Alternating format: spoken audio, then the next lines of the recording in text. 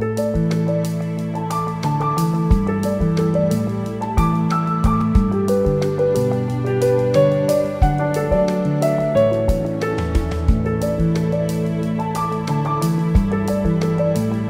à toutes et à tous donc pour cette nouvelle session beaucoup attendue, qui a beaucoup de succès. Donc 10 rendez-vous de notre filière nationale cardiogène, co-organisée, ça c'est important, par une association de patients et bien sûr par les médecins nombreux maintenant, de plus en plus nombreux de la filière cardiogène.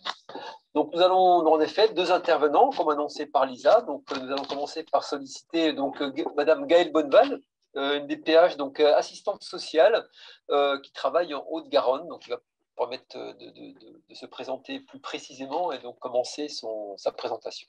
Gaëlle, nous vous écoutons. Merci. Alors, bonjour à tous. Donc, je suis ravie de participer à cette session. Et effectivement, je vais vous présenter un petit peu les acteurs et les dispositifs pouvant faciliter l'insertion et le maintien dans l'activité professionnelle. Donc, pour cela, je vais vous partager voilà, mon PowerPoint. Le voici. Donc, voilà un petit peu l'introduction. Donc, les différents acteurs, on va les détailler les uns après les autres. Donc, je souhaitais en premier lieu aborder les services de prévention et de santé au travail, acteurs essentiels, qui peuvent permettre d'être accompagnés dans la préservation de sa santé au travail tout au long de son parcours professionnel. Donc, des services qui ont pour mission à la fois la surveillance de l'état de santé, donc pour tous les travailleurs au sens large, puisqu'on voit que ça concerne les personnes en CDI, en CDD, en intérim et en apprentissage également. Mais aussi chargés de conseiller l'employeur et les travailleurs évidemment sur les risques professionnels liés voilà, et à la désinsertion professionnelle et le maintien dans l'emploi. Donc effectivement, la personne un peu référente de ces services, c'est le médecin du travail qui peut proposer à l'employeur des mesures d'aménagement de poste, d'adaptation de poste, d'aménagement d'horaire également. Et effectivement, en cas d'impossibilité et si l'état de santé du travailleur justifie un changement de poste, peut déclarer uniquement dans ces conditions-là la personne inapte au poste de travail. Donc, c'est important, ça, c'est une inaptitude au poste et pas une inaptitude au travail. C'est pourquoi, d'ailleurs, l'avis d'inaptitude comporte des indications sur les modalités de reclassement. Donc, les coordonnées parfois de la médecine du travail sont compliquées à obtenir selon le secteur dans lequel on travaille. Donc, il faut pour cela se rapprocher de la DDETS. Voilà, les coordonnées c'est par département, sont assez faciles à trouver en ligne. Donc, le deuxième dispositif ou acteur engagé, c'est le dispositif de prévention de la désinsertion professionnelle qui est guidé par la CPAM. Donc, l'objectif de ce dispositif, c'est d'être accompagné en cas de difficulté à la reprise professionnelle pour pouvoir guider éventuellement une reconversion professionnelle. Donc ça adresse à la fois aux salariés et également aux travailleurs indépendants. Ça, c'est important parce que c'est souvent les oubliés de ce type de dispositif, avec justement un renforcement de leur accompagnement là, qui est récent. Donc, il y a quand même des conditions. Il faut en effet être en arrêt de travail, être confronté à des difficultés pour reprendre une activité professionnelle ou être dans un risque de rupture professionnelle ou du coup de contrat de travail et, ou d'inaptitude, un risque d'inaptitude professionnelle. Alors, comment bénéficier de cet accompagnement? Il y a deux portes d'entrée pour en bénéficier. D'abord, ça peut être à l'initiative de la CPAM, puisque les caisses sont en charge de détecter parmi leurs assurés en arrêt maladie ceux qui peuvent présenter un risque de désinsertion professionnelle. Dans ce cas-là, c'est le médecin conseil de la CPAM lui-même qui va contacter l'assuré et avec son accord, le médecin traitant et le médecin du travail pour accompagner et pour élaborer en fait des mesures d'aide à la reprise du travail pour que ça se fasse le plus sereinement possible. Il y a des relais vers le service social de la CPAM qui est également possible et qui va permettre de co-construire un nouveau projet professionnel. Donc, il y a différentes mesures qui peuvent exister. Il y a le bilan de compétences, il y a les formations, il y a les adaptations de postes, il y a les reclassements professionnels, il y a tous les aménagements liés à un temps partiel thérapeutique, des essais encadrés aussi pour pouvoir voilà, absolument permettre une reprise professionnelle. Donc ça, c'était la première porte d'entrée. La deuxième peut être à l'initiative de l'assuré. C'est des dispositifs qui sont peu connus, je pense assez peu sollicités aussi. Donc un assuré peut tout à fait demander à être accompagné. Ça se fait en ligne via le compte Amélie ou en contactant sa caisse primaire d'assurance maladie pour pouvoir voilà, établir un lien direct avec le service social de la CPAM. Ce qui est judicieux aussi pour toutes les personnes qui seraient en arrêt de travail, serait de demander aussi une visite de pré-reprise. Donc là, c'est auprès de la médecine du travail, puisque le médecin pourra alors anticiper les aménagements nécessaires et peut-être à ce moment-là aussi faire le lien avec la CPM pour entrer dans ces dispositifs. J'en viens à aborder du coup la pension d'invalidité, puisque c'est une mesure qui peut permettre de compenser une perte de salaire due à une incapacité partielle de travail. Et du coup, le fait effectivement de pouvoir réduire son activité professionnelle peut évidemment permettre le maintien de cette activité. Alors, cette pension d'invalidité, elle s'adresse à qui? Donc, c'est aux personnes atteintes d'une maladie non professionnelle qui auraient une capacité de travail réduite. Donc, voilà, les textes réglementaires disent d'au moins 2/3. Et la personne ne pourrait pas se procurer un salaire supérieur au tiers de la rémunération normale. Après, il y a tout un tas de conditions administratives, notamment des conditions d'affiliation. Alors, comment faire la demande de cette pension d'invalidité? Ça se fait voilà, par des formulaires administratifs, donc auprès de la CPAM ou de la MSA, notamment pour les agriculteurs qui dépendent de cette caisse. Donc, ces caisses-là ont 2 mois pour pouvoir apporter une réponse. L'absence de réponse vaut rejet et il y a des voies de recours possibles. Donc, en focus, juste dire que la pension d'invalidité catégorie 1 est compatible avec une activité professionnelle. Et Madame Thierry complétera tout à l'heure aussi voilà, en précisant que la catégorie 2 est aussi compatible avec une activité professionnelle. J'en viens au dernier point qui concerne les compensations délivrées par la MDPH, donc la Maison départementale des personnes handicapées. Quel est l'intérêt de solliciter la MDPH? C'est pour faire reconnaître son handicap. Donc, le handicap étant entendu par la loi du 11 février 2005 au sens très large, puisqu'on inclut dans handicap toutes les pathologies invalidantes. Et effectivement, le fait de faire reconnaître son handicap permet évidemment d'accéder aux compensations prévues par la loi. Elles peuvent être multiples, elles peuvent concerner les aménagements, des allocations financières et des statuts aussi, on le verra avec la reconnaissance de qualité de travailleurs handicapés. Donc, ces compensations-là, enfin l'ouverture de droit en tout cas, est conditionnée à un taux d'incapacité qui est fixé par la Commission des droits. Vous le voyez de manière très schématique, il existe 3 tranches de taux, donc un taux d'incapacité inférieur à 50%. Donc, ce qui signifie que la personne n'a aucune entrave notable dans sa vie quotidienne. Il y a un taux transitoire qui est compris entre 50 et 79%. Donc là, effectivement, il faut argumenter d'une gêne notable dans la vie quotidienne. Et un taux supérieur à 80% avec une entrave majeure, avec une altération de l'autonomie. Ce qui est important au sens de la MDPH, c'est qu'effectivement, c'est la globalité de la situation qui est prise en considération, pas uniquement les restrictions liées au champ professionnel.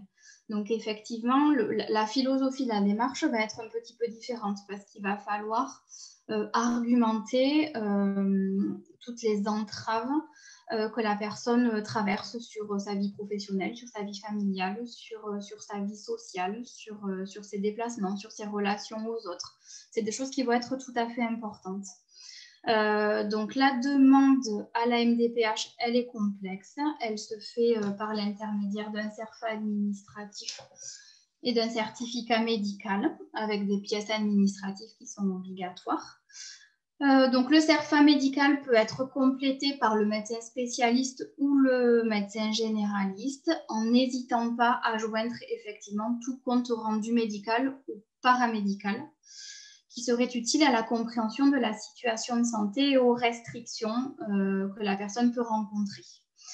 Il y a un élément qui est important aussi, qui est celui du projet de vie dans le CERFA administratif, où là, effectivement, les équipes de la MDPH donnent la parole aux usagers. Il est non obligatoire, mais il est vivement conseillé. Et effectivement, c'est un espace d'écriture où le demandeur va pouvoir décrire l'ensemble des retentissements subis, comme je le disais tout à l'heure, sur l'ensemble des champs de sa vie quotidienne, donc liés à sa famille, au travail, au déplacement, au rythme, aux contraintes thérapeutiques. Puisque c'est ça qui va permettre les ouvertures ou pas de droit.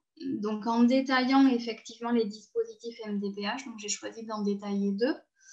La reconnaissance de la qualité de travailleur handicapé et l'allocation adulte handicapé ensuite. Donc, cette RQTH, elle ouvre droit au statut de travailleur handicapé.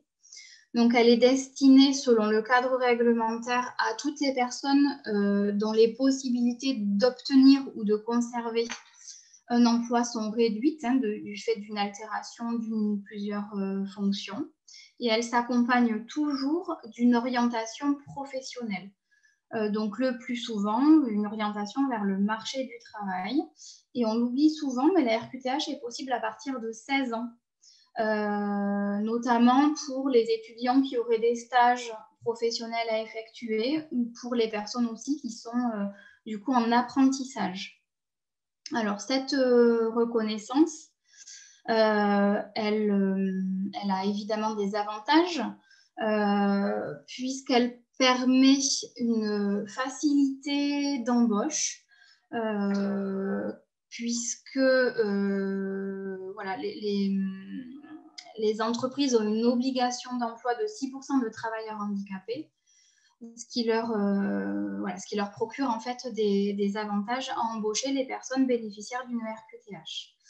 Elle peut également donner accès à des aides de l'AGFIP, donc pour les personnes qui sont salariées, ou au FIPHFP pour les fonctionnaires, notamment pour financer et faciliter des aménagements de postes ou de création d'entreprises aussi.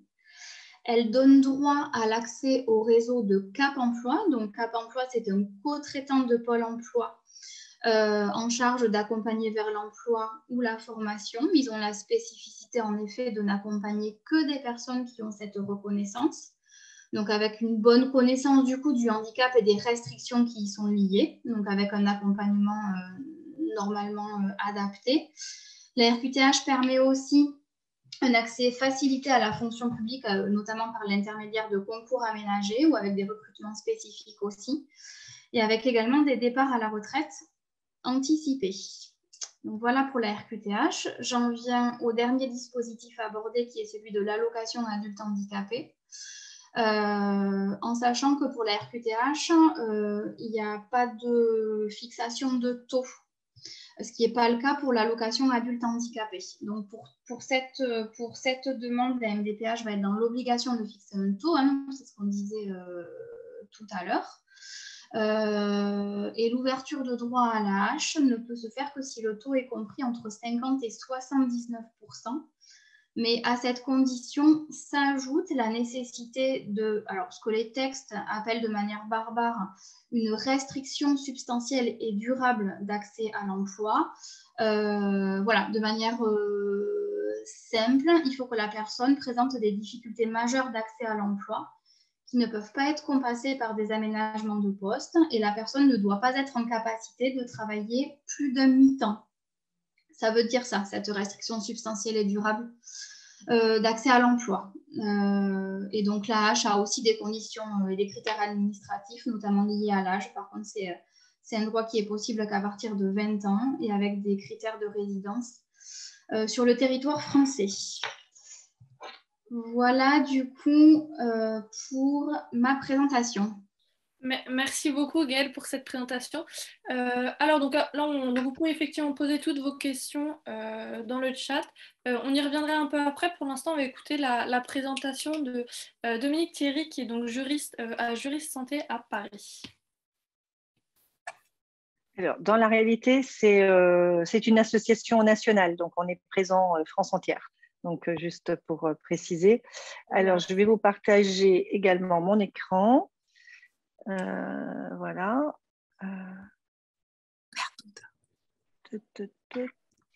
Et je vais essayer de trouver. Voilà. Donc, moi, ce que je vous propose au départ, je vous ai fait un petit schéma qui me paraît, intéressant parce que, en fait, lorsque vous êtes dans des situations de maladie chronique, en fait, on peut dire que c'est une espèce de cycle qui finalement est un cycle en rupture parce que vous avez le moment du diagnostic, effectivement, de la pathologie qui va générer une onde de choc qui va effectivement se répercuter au niveau professionnel, voire organisationnel par rapport à votre vie quotidienne, qui va amener des perturbations, des questionnements, des besoins d'aménagement. Et d'ailleurs, que ces aménagements soient au niveau du travail, comme ces aménagements peuvent être aussi dans votre vie du quotidien avec d'autres demandes d'aide ou besoins d'accompagnement sur le quotidien. Ça va interroger au long de votre parcours le sens du travail. Ça risque d'amener un risque, il y aura un risque de précarité qui peut se dessiner aussi, il ne faut pas se le cacher, et la nécessité de connaître à chaque étape du parcours les droits que vous pouvez éventuellement mettre en œuvre, comme l'a un petit peu décrit déjà Madame Bonneval. Donc, ensuite, il y a cette nécessité par rapport à tout ça effectivement, vous allez rechercher un accompagnement, comment mettre en œuvre les réponses aux questions que vous vous serez posées. Et ensuite, vous allez arriver à finalement une situation que vous maîtrisez à peu près, on va dire, ou très bien dans certaines situations. Et puis, le nouvel événement qui peut se produire, c'est soit vous êtes dans une pathologie qui fonctionne par crise, soit il y a eu une rechute, soit il y a un changement de rythme quelconque. Et là, on repart sur une nouvelle onde de choc et ce circuit se reproduit. Donc, tout ça pour dire qu'en fait, en fonction d'où vous en êtes dans la maladie, à un moment donné, vous allez avoir besoin d'informations sur les indemnités journalières. À un autre moment, vous allez avoir besoin effectivement de savoir ce qui se passe au niveau de la pension d'invalidité. À un autre moment, ça va être la retraite où vous pouvez varier parce qu'à un moment donné, vous allez mieux. De la pension d'invalidité catégorie 2, vous êtes redescendu à la 1. Voire moi, je connais même des situations où on suspend les pensions d'invalidité et on reprend une activité à 100%. Donc, c'est pour vous dire, voilà, on sait que ce n'est pas une ligne droite qui s'applique, c'est que vous pouvez aller par vagues et il peut y avoir des retours en arrière, des avancées, etc. Et chaque fois, vous aurez besoin effectivement de bien connaître vos droits à ce moment-là et les choix qui peuvent se proposer à vous à ce moment-là particulier de votre vie, de votre trajectoire professionnelle. Donc, quels sont finalement les droits au travail? Alors, on m'avait communiqué, certains d'entre vous avaient des questions avant même ce webinaire aujourd'hui. Donc, dans les droits, dans les questions qui sont revenues beaucoup, nombreux d'entre vous étaient ceux qui se posaient la question, y a-t-il une obligation d'informer l'employeur de ma pathologie? En fait, non. Dans la réalité, il n'y a pas d'obligation d'informer votre employeur de votre pathologie. C'est protégé d'une part par le secret médical, hein, au regard de ça, c'est au niveau professionnel par rapport à votre médecin, mais vous avez bien sûr le droit de partager le secret, votre situation médicale, mais si vous le choisissez. Mais l'employeur, lui, n'a pas à vous poser de questions sur votre état de santé. Normalement, ça lui est formellement interdit par le droit parce que ça fait partie de votre vie privée et qu'il n'a pas le droit de vous poser des questions. Alors, s'il y a des femmes dans la salle, vous savez comme moi que typiquement, eh bien, l'employeur n'a pas non plus le droit de vous poser des questions quant à votre état de grossesse ou à votre souhait de grossesse, mais il y a malheureusement beaucoup d'employeurs qui s'octroient ce droit qu'ils n'ont pas en fait. Mais donc, sachez, il n'y a pas d'obligation d'informer l'employeur. Cependant, dans certaines situations, effectivement, donner l'explication à l'employeur, ça lui permet de mieux appréhender, de mieux accepter les préconisations du médecin du travail. Mais ça, c'est dans les relations interpersonnelles, pas d'obligation légale dans tous les cas. Après, si ça peut faciliter, pourquoi pas, mais en sachant que là, c'est vous qui contrôlez. Et je dirais même, un jour, j'avais été interviewée sur le sujet, un employeur qui essaye absolument de savoir, vous auriez presque la possibilité de lui mentir. Moi, j'ai eu le cas d'un jeune homme comme ça, il ne voulait pas donner la raison de sa pathologie. Il a dit qu'il avait eu un accident, de voiture, alors que ce n'était pas vrai du tout. Les conséquences étaient en lien avec une pathologie. Donc voilà, en tout cas, retenez bien, pas d'obligation d'informer l'employeur de votre pathologie. Si vous décidez de le faire, c'est parce que vous considérez que ce sera avantageux pour vous de partager cette information parce que ça permettra à l'employeur de mieux comprendre les préconisations qui lui sont faites par la médecine du travail, de mieux adapter votre poste, vos horaires de travail éventuellement, ou en tout cas de le faire en étant conscient de la gravité de votre situation. Beaucoup se posent aussi la question du maintien de salaire. Donc, le maintien de salaire, effectivement, mais quand vous êtes absent, selon votre ancienneté, il peut y avoir un maintien de salaire. Après, ça va dépendre également, est-ce que vous êtes dans un cadre où c'est le droit commun qui s'applique ou est-ce que vous êtes dans un cadre où il y a une convention collective ou un accord de branche qui s'applique? Lorsqu'on est dans le cadre du droit commun, le maintien de salaire, c'est maximum 6 mois. Et ça, c'est pour des carrières déjà longues. Hein. On parle là de personnes qui ont plus de 20 ans de carrière dans la même structure. Donc, le maintien de salaire maximal, c'est 6 mois et il y a 3 mois à 90% du salaire qui est maintenu et 3 mois à 66% du salaire. Il faut savoir que dès que vous avez une ancienneté de 1 an, l'employeur est tenu de vous garantir un maintien de salaire de 1 mois à 90% et 1 mois à 66%. Donc, ensuite, il faut toujours vérifier si oui ou non il y a une convention collective ou un accord de branche qui peut être beaucoup plus favorable que le droit commun. Hein. Sachez que certaines conventions collectives prévoient, par exemple, que le maintien de salaire, eh bien, il se fera sur un temps de 12 mois et non pas de 6 mois. Et ceci avec une ancienneté de 5 ans, par exemple, et pas de 20 ans ou 30 ans. Alors, l'autre question qui revient très, très souvent, c'est finalement, moi, j'ai la possibilité, enfin, le médecin me dit que c'est compatible avec mon état de santé, que même ça me ferait du bien. Moi, j'ai vraiment envie de reprendre le travail dans le cadre d'un temps partiel thérapeutique parce que cette activité professionnelle est particulièrement importante pour moi. Est-ce que oui ou non, un employeur a le droit de refuser un temps partiel thérapeutique? Eh bien oui, un employeur peut refuser un temps partiel thérapeutique, mais uniquement si il n'est pas compatible avec l'organisation de l'entreprise.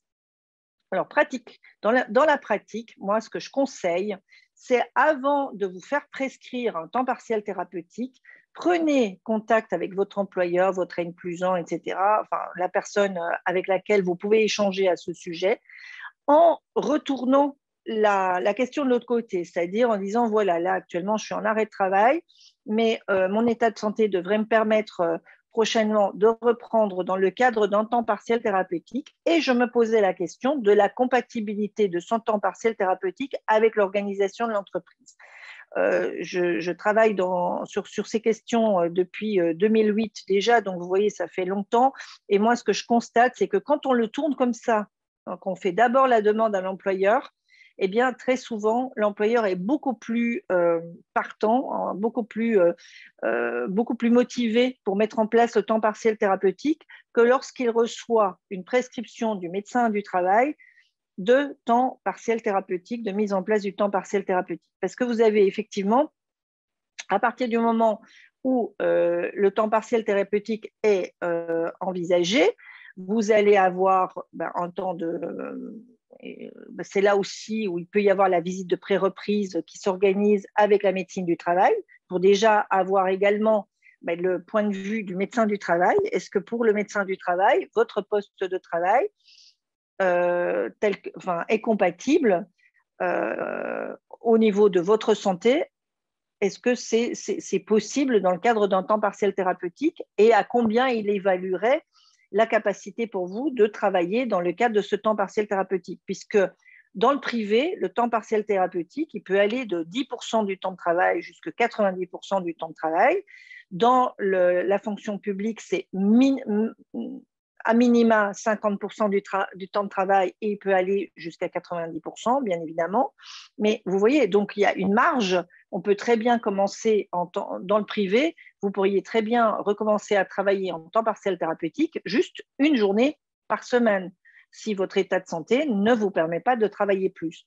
Donc, par rapport à tout ça, vous avez deux choix. C'est d'une part, poser la question à votre employeur pour dire, voilà, moi j'envisage, mon médecin pense que je vais pouvoir revenir en temps partiel thérapeutique. Est-il possible, comment est-ce que ça pourrait s'organiser selon vous et est-ce que c'est possible? Déjà d'avoir une réponse de l'employeur. Ensuite, visite de pré-reprise, faire le point avec le médecin du travail, voir ce que recommande le médecin du travail, dire, moi, par rapport à votre état de santé, etc., je pense que ce sera compliqué de faire plus de 30%, 40%, 50%, 60%. Enfin voilà, c'est aussi. Sachez que le médecin du travail peut échanger avec votre médecin traitant, voire avec votre médecin spécialiste si vous en êtes d'accord, de manière à trouver la meilleure solution, effectivement, pour tout le monde. Ensuite, vous avez, une fois que ce passage-là est terminé, vous allez effectivement, c'est votre médecin traitant ou votre médecin spécialiste qui va vous prescrire le temps partiel thérapeutique. Parce que dans la réalité, le temps partiel thérapeutique, c'est une prolongation de votre arrêt de travail. Donc, à partir de là, il y a cette prescription et c'est là, effectivement, que l'employeur peut dire « mais moi, je ne peux pas l'organiser ».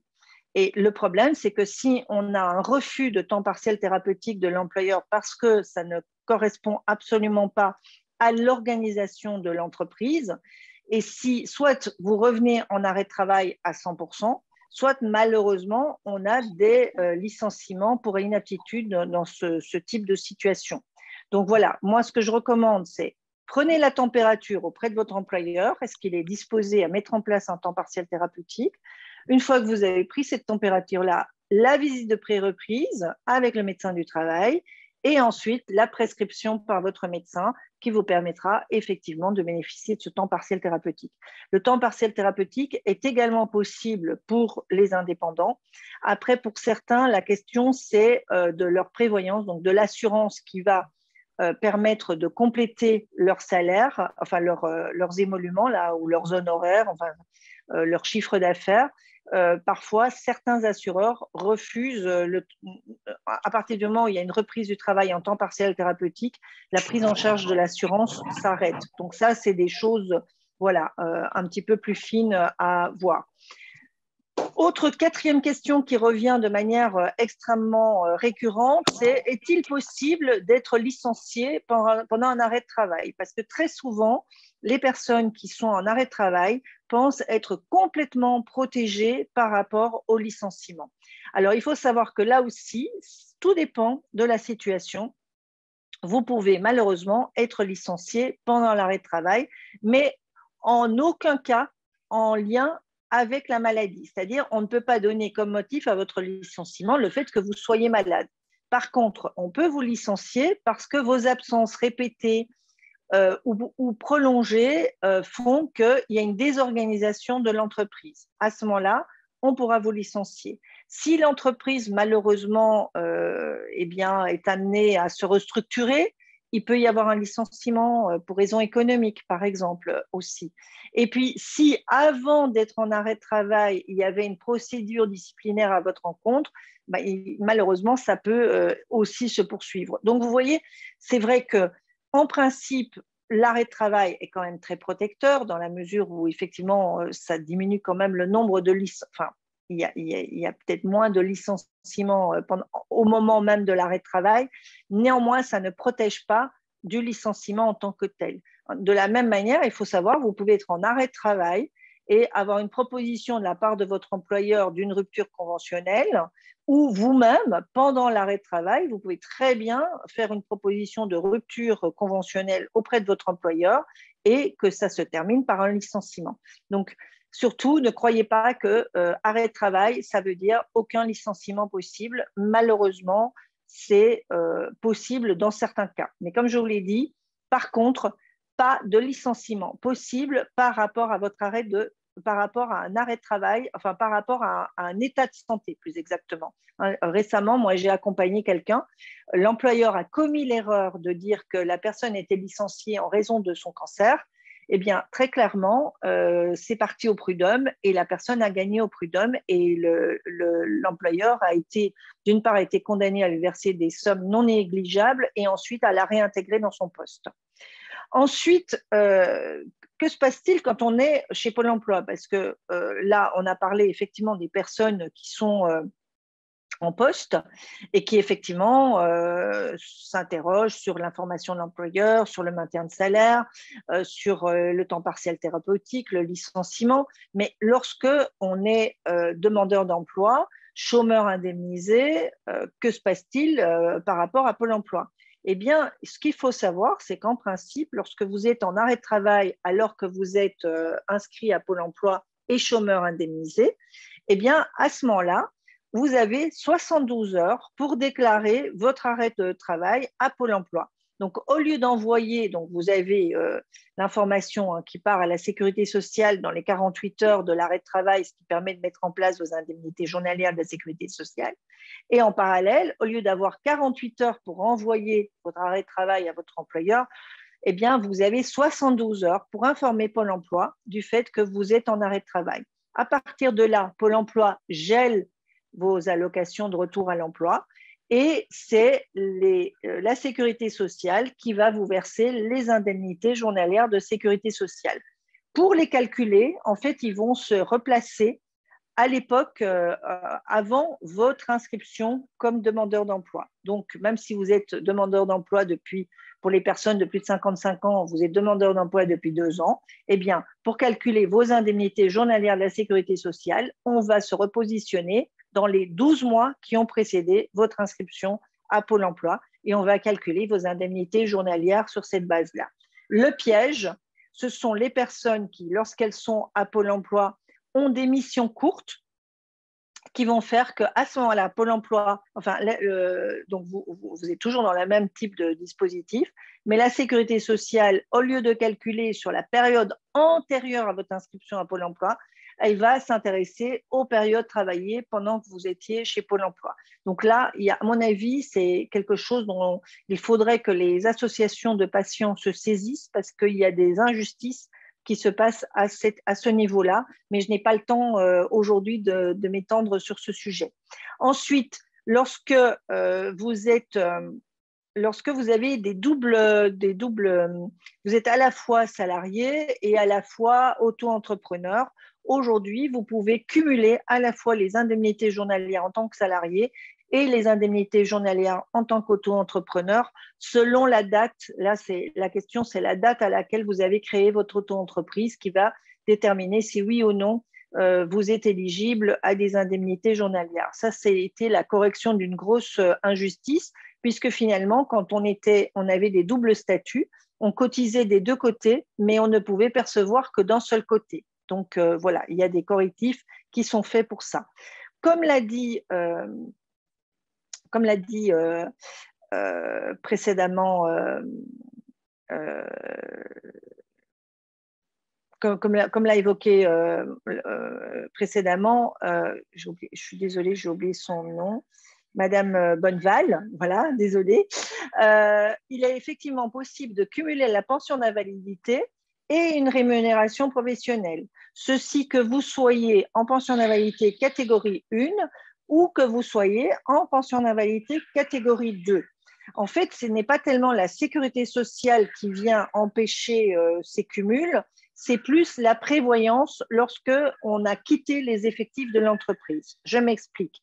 Donc, quand vous êtes en pension d'invalidité catégorie 1, effectivement, on considère que vous avez bien une capacité de travail. Donc, à partir de là, même si vous bénéficiez dans le cadre de votre emploi d'une prévoyance, qui viendra effectivement, hein, puisque vous avez vu, quand je vous ai évoqué le maintien de salaire, le problème du maintien de salaire, c'est que ce maintien de salaire, il est toujours sur un temps très limité.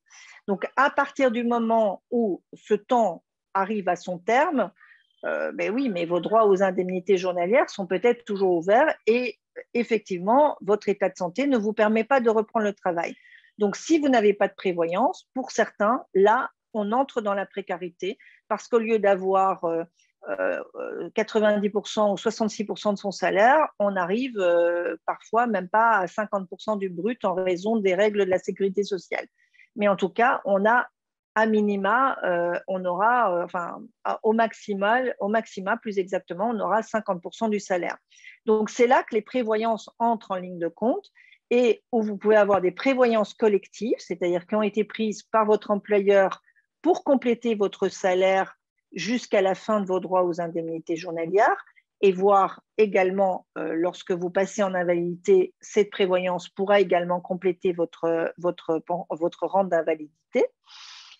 Lorsque vous êtes indépendant, c'est ces prévoyances qui viennent effectivement corriger la perte de chiffre d'affaires en vous assurant un minimum de revenus. Et là, on est sur les prévoyances individuelles. Un salarié peut également prévoir une prévoyance individuelle, mais c'est des cas plus rares quand même. Donc, qu'est-ce qui se passe? C'est que lorsque vous êtes en pension d'invalidité catégorie 1, c'est clair et net, on ne peut pas vous empêcher de travailler. Donc, ces prévoyances qui sont activées alors que vous étiez chez l'employeur Y, eh bien, même si vous quittez cet employeur Y pour aller travailler chez l'employeur A, la prévoyance, elle vous suivra jusqu'à l'âge de la retraite en règle générale.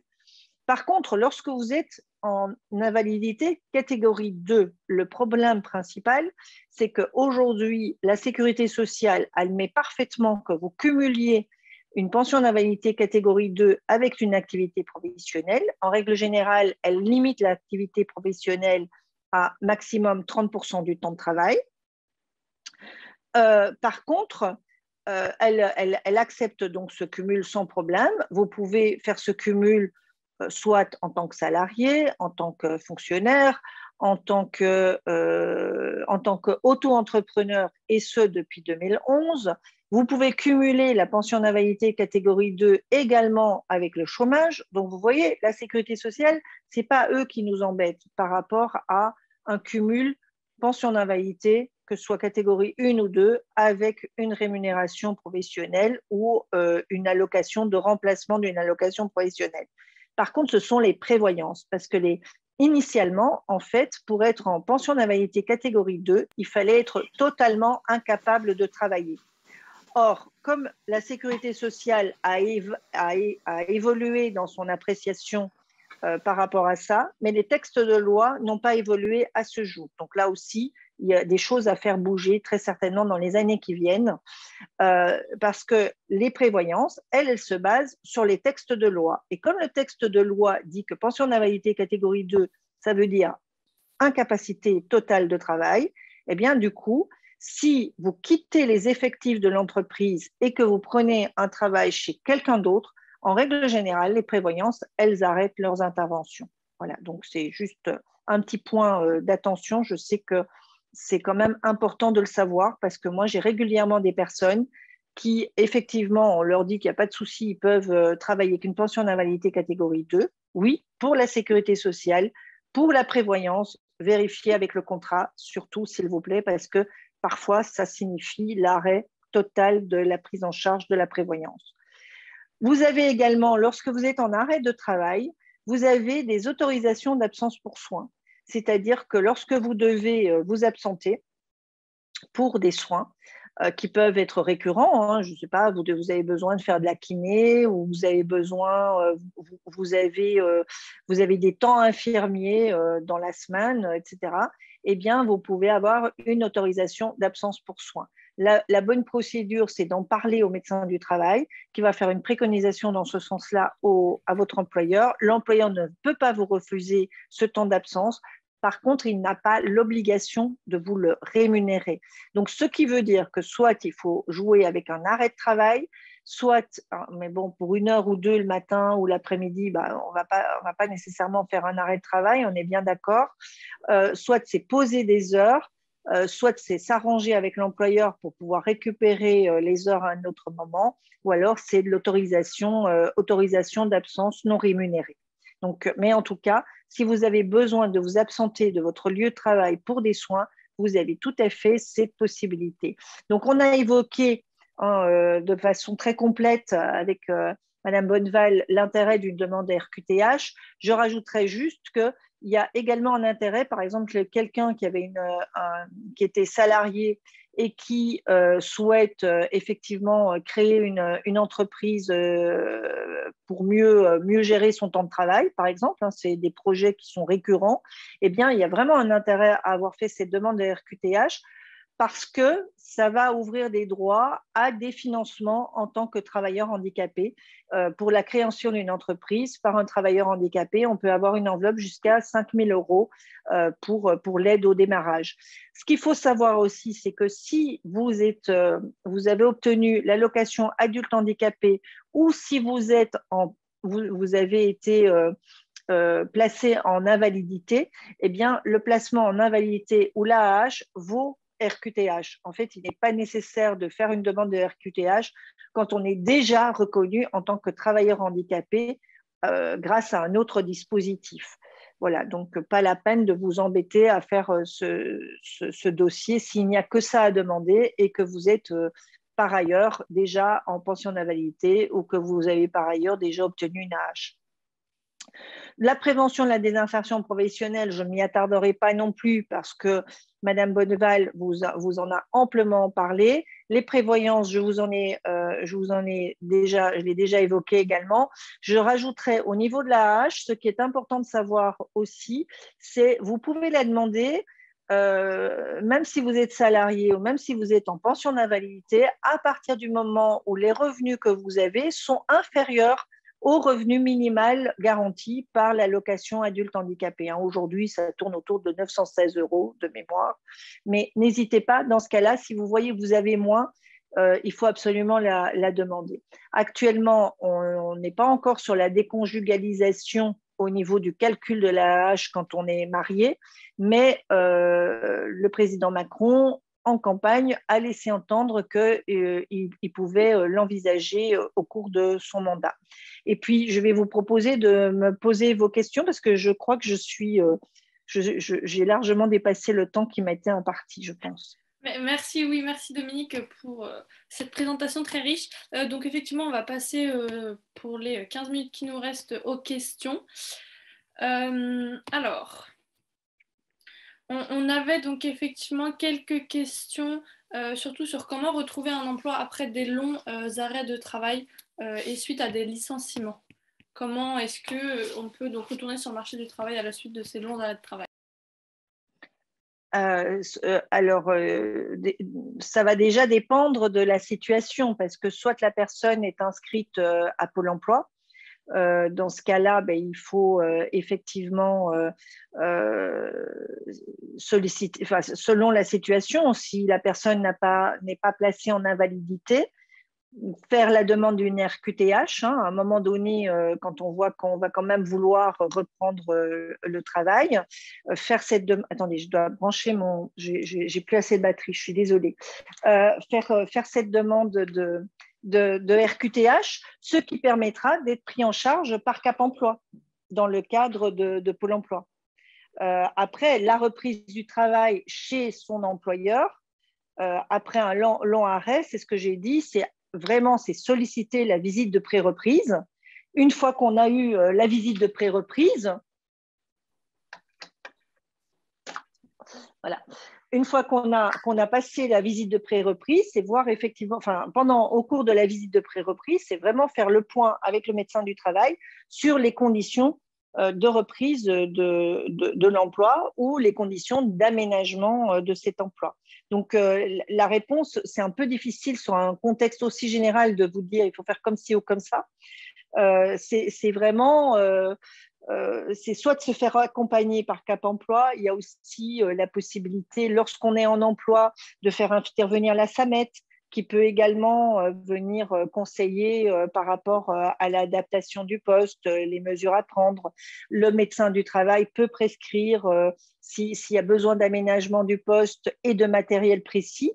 Il peut y avoir une prescription du médecin du travail qui va permettre d'aménager et de bénéficier. L'employeur aura des financements qui lui seront proposés, soit par le fonds GESIF si c'est le privé ou par le fonds du public. Merci. Alors… Oui, je voulais juste rajouter que, merci pour simplement rajouter d'un point de vue médical, que justement la réinsertion professionnelle, c'est le but de cette session, fait vraiment partie intégrante justement du programme thérapeutique. En soi, la reprise du travail fait partie du programme médical thérapeutique et il faudra vraiment insister toujours avec les différents acteurs que vous avez vus. Il manque peut-être aussi une médecin du travail qui reste à convaincre, mais c'est vraiment un travail d'équipe qui est long et le médecin est là pour vous accompagner et vous pouvez compter sur lui justement pour qu'il vous aide à travers tout ce parcours du combattant. Excusez-moi Louis, je vous ai interrompu. Non, je vous en prie. Et je rebondirai là-dessus en disant, en plus, ce qui est très important, c'est que le médecin du travail peut parfaitement échanger avec votre médecin de manière à calibrer la réponse qui peut être proposée. Et puis, aujourd'hui, ces cellules de désinsertion professionnelle sont également très précieuses, donc les cellules de prévention de la désinsertion professionnelle, parce qu'avant, elles n'étaient activables que pour les personnes en poste. Aujourd'hui, on a un élargissement des populations qui peuvent y avoir accès. Donc, il faut vraiment en profiter. Et puis, il ne faut pas hésiter à demander, si on est chercheur d'emploi, il ne faut pas hésiter à demander de faire un bilan de compétences, ce genre de choses qui peuvent d'ailleurs trouver des financements. Une question précise, donc conducteur-receveur en arrêt de maladie. J'ai été donc licencié pour inaptitude cause maladie non professionnelle. Qui pourrait m'indiquer pour ma reconversion professionnelle, s'il vous plaît? C'est la question de… Alors, mais déjà, est-ce que vous vous êtes réinscrit, inscrit au chômage? Licencié, ça veut dire que vous aviez la possibilité de vous inscrire au chômage. Donc, au moment où vous allez vous inscrire au chômage, il faut faire la demande de RQTH. Si vous ne l'avez pas faite ou si vous n'êtes pas en pension d'invalidité, puisque arrêt, ça ne veut pas dire, a priori, c'est un arrêt de travail. Donc, faire une demande de RQTH. Ensuite, au moment où vous ne serez plus en arrêt, vous réinscrire au niveau de Pôle emploi et là, être accompagné plus spécifiquement par Cap Emploi. Après, ce qu'il faut savoir, ce qui se développe de plus en plus, mais là, il faut voir en proximité ce qui existe, il existe de plus en plus d'associations très spécialisées dans l'insertion professionnelle des patients atteints d'un certain nombre de pathologies. Et ces associations proposent un parcours en amont de ceux qui sont proposés par le droit commun. C'est-à-dire, ils peuvent proposer effectivement, alors même que vous êtes en arrêt de travail, ils peuvent vous proposer un bilan de compétences, ils peuvent vous proposer un certain nombre de choses, des ateliers de gestion de stress, des ateliers de recherche d'emploi, etc., également des possibilités de réflexion autour d'une réorientation. Donc voilà, c'est soit la voie classique, droit commun, où il va falloir que vous inscriviez chez Pôle emploi pour bénéficier d'un certain nombre de choses, ou alors, comme l'a dit Madame Bonneval là tout à l'heure, c'est simplement informer la sécurité sociale que vous avez été licencié, que vous êtes à risque de ne pas retrouver un emploi, donc en risque de désinsertion professionnelle, et voir si vous pourriez effectivement bénéficier de l'accompagnement de cette cellule de prévention de la désinsertion professionnelle. Merci. Peut-être ouais, des réponses un peu plus brèves maintenant, parce que le temps… Oui, oui, je suis désolée. Non, il n'y a pas de souci, c'est normal, c'est tellement intéressant et puis on a tellement de choses à dire. Une question encore plus précise, diagnostic de la maladie pendant une disponibilité pour suivre mon conjoint, fonctionnaire, pas de mutation possible, aucun revenu RQTH reconnu. Quel recours? Du coup, pas de mutation. Oui, alors là, j'ai pas de réponse là comme ça. Il faudrait que cette personne m'appelle parce que ça va me demander d'expliquer beaucoup de choses qui vont être longues. Je suis désolée, mais c'est très complexe. La fonction publique, quand tout fonctionne bien avec la fonction publique, c'est super, mais quand ça bloque, effectivement, ça devient très compliqué. Vous seriez dans le secteur privé, je vous dirais, vous posez votre démission pour suivre votre conjoint et à partir de là, vous avez droit au chômage. Mais ici, on est dans la fonction publique. Il y a éventuellement une solution qui serait de faire une rupture conventionnelle. Mais c'est trop complexe, donc il vaudrait mieux nous appeler. RQTH avec invalidité première catégorie, puis-je travailler à plein temps sans perdre ma pension d'invalidité? En règle générale, à partir du moment où vous êtes en pension d'invalidité, c'est que vous n'êtes pas en capacité de travailler à temps plein. Donc, le plus souvent, non, vous ne pouvez pas travailler à temps plein. Très souvent, avec une pension d'invalidité catégorie 1, on est sur un maximum de temps de travail de 70%. Comment retrouver un emploi adapté après un long arrêt de travail ayant entraîné une non-reconduite d'un contrat de travail contractuel avec l'éducation nationale en étant reconnu RQTH? Alors, effectivement, si vous étiez, ça arrive. En fait, le problème, c'est que vous n'étiez pas fonctionnaire auprès de la fonction publique. Donc, vous étiez sur un contrat contractuel, j'imagine, en CDD. Et effectivement, ils n'ont pas l'obligation de vous reconduire ce contrat. Donc, là aussi, il faut vous inscrire au chômage et il faut éventuellement activer la cellule de prévention de la désinsertion professionnelle ou par rapport à votre pathologie, regarder s'il y a une association de proximité qui propose une prise en charge gratuite avec bilan de compétences, etc., etc. Question intéressante, quel est le risque de ne rien dire à la médecine du travail? Parce que vous avez dit à l'employeur, mais la médecine du travail pour ne pas perdre son emploi. Si on risque… Alors, le problème, si vous ne dites rien, c'est que le médecin du travail ne peut pas préconiser des mesures pour protéger votre santé. En fait, vous tombez… Pour l'instant, on n'a pas… comment vous dire? C'est comme ça qu'on a eu des accidents très graves avec un pilote d'avion, notamment, qui n'avait absolument pas déclaré qu'il souffrait de dépression, etc. Donc, ne rien dire à la médecine du travail, c'est surtout mettre votre santé en risque puisqu'on ne peut pas adapter votre poste. Il y a un flot de questions, là ça va très vite, je suis désolé. Les tiers et 2/3 de la pension d'invalidité se réfèrent-elles au temps de travail d'un temps plein, 35 heures? Donc si on est capable de travailler seulement au mi-temps à cause de fatigue, pas de possibilité de demander une pension d'invalidité. Alors, ça ne fonctionne pas exactement comme ça. C'est-à-dire, quand la sécurité sociale se penche sur votre demande de pension d'invalidité, eux, ce qu'ils recherchent, c'est de voir quelle est votre capacité de travail résiduelle ou quelle est votre capacité de gain résiduel. Et on considère qu'il faut que vous ayez, c'est ce que vous a dit Madame Bonneval là tout à l'heure, hein, de mémoire, on considère qu'il faut que vous ayez une réduction de votre capacité de travail de 2/3 ou une réduction de votre gain, de votre capacité de gain à 1/3. Mais dans les faits, dans la pratique, très souvent, il y a une tolérance. Une fois que vous avez obtenu votre pension d'invalidité catégorie 1 ou 2, il y a une tolérance qui est souvent plus élevée que ce qui est inscrit dans les textes. Est-ce qu'il vaut mieux ne pas reprendre d'activité professionnelle à temps partiel dès lors que l'on perçoit l'AAH? Alors, ça dépend de ce que vous voulez faire dans votre vie. Je vous dirais, à partir du moment où vous percevez l'AAH, c'est un minima social, c'est un revenu garanti, mais qui est un minima social, donc ce n'est pas non plus le paradis sur Terre.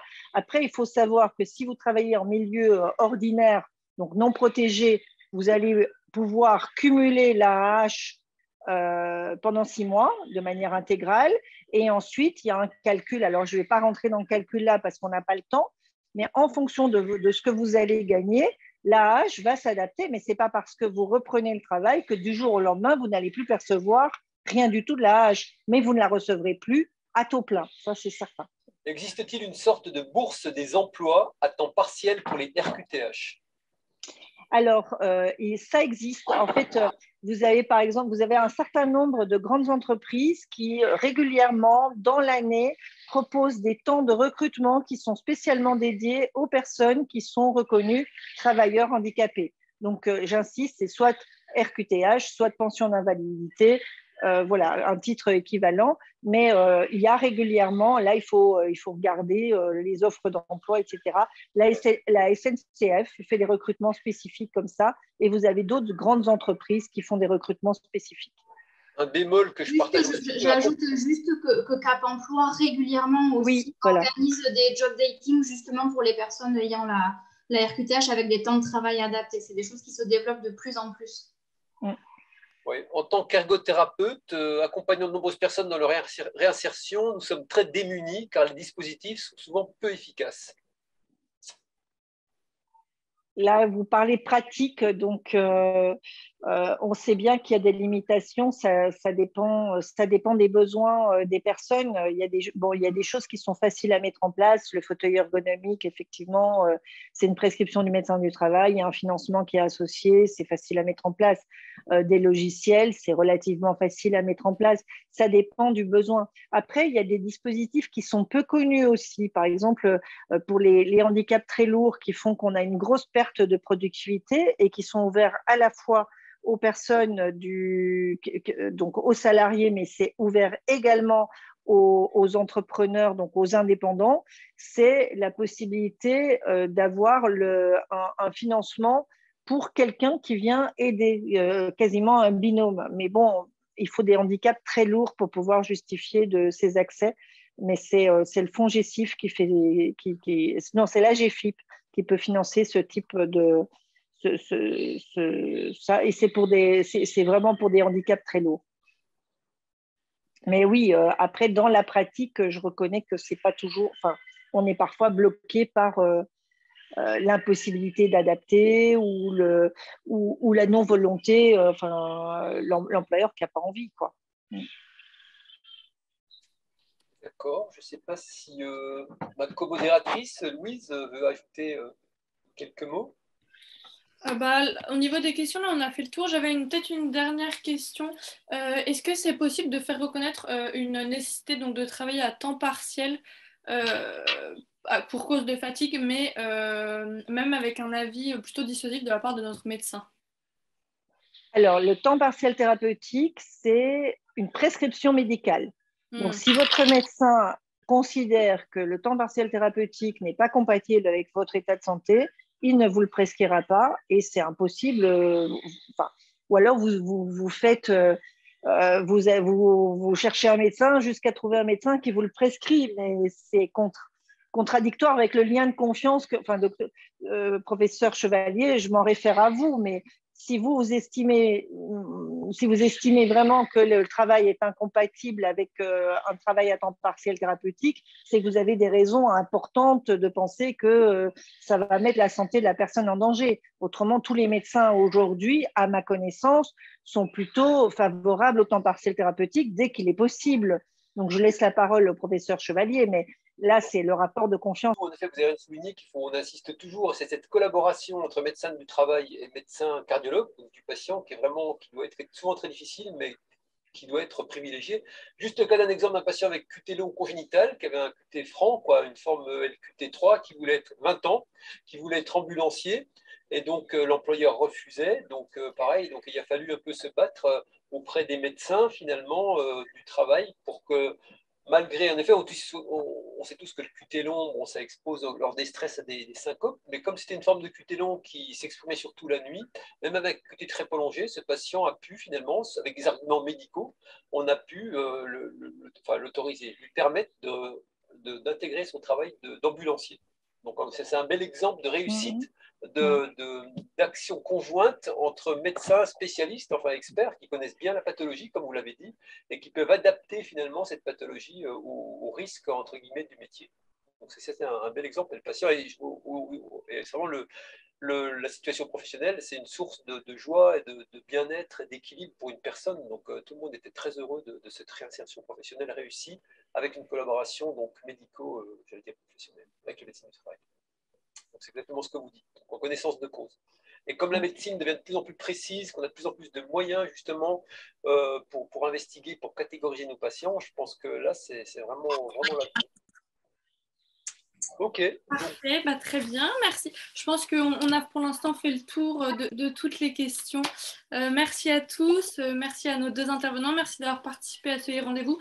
Vous pourrez donc bien sûr le retrouver en ligne d'ici quelques semaines, je pense, et vous pourrez également retrouver donc tous les anciens rendez-vous que nous avons faits sur la filière. Donc on vous souhaite une très très bonne soirée et encore merci à vous tous.